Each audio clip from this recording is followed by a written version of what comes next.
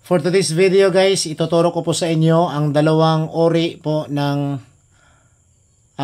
stopper's nut. Uncommon. So, meaning hindi po siya common sa mga tao. So, hindi siya masyadong ginagamit. But this is very useful po.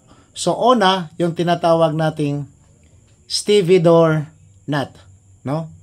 Okay, so una is we're going to make a loop. Ganyan.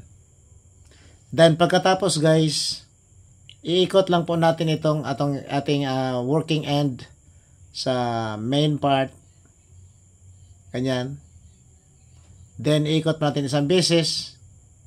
Pagkatapos, ipapasok lang po natin siya sa loop. At ganito na po siya.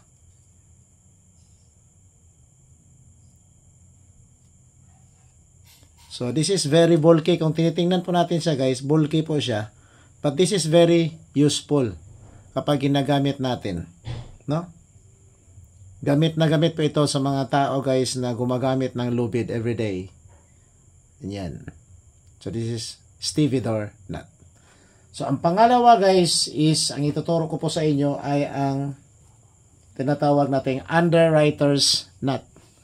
So, ang underwriter's nut, usually, common po ito sa mga electrician, sa mga nagtatrabaho po gamit ang mga wire. Pero gagamitin natin siya sa paggawa ng, pagtali po ng lubid. So, we are using two colors of rope, ganyan. So, gagawa po tayo ng loop, ganyan guys. Gagawa tayo ng loop at idaan natin siya sa ilalim ng dalawang rope o ng dalawang wire. So, ito gagawa din po tayo dito ng isa pang loop.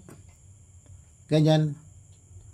At ilagay natin sa ilalim yung kulay orange. At itong kulay blue, idadaan natin sa itaas ng dalawang wire.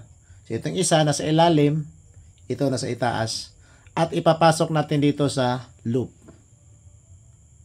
So, ganyan na po siya guys. Kapag hindi po natin siya hinihigpitan, ito po ang kanyang aura.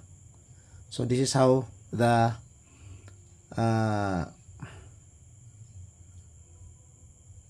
nut look like. No? So, pwede natin siyang higpitan by pulling the end part of the rope. Ganyan. Ayan. So, this is now the underwriter's nut. Thank you for watching.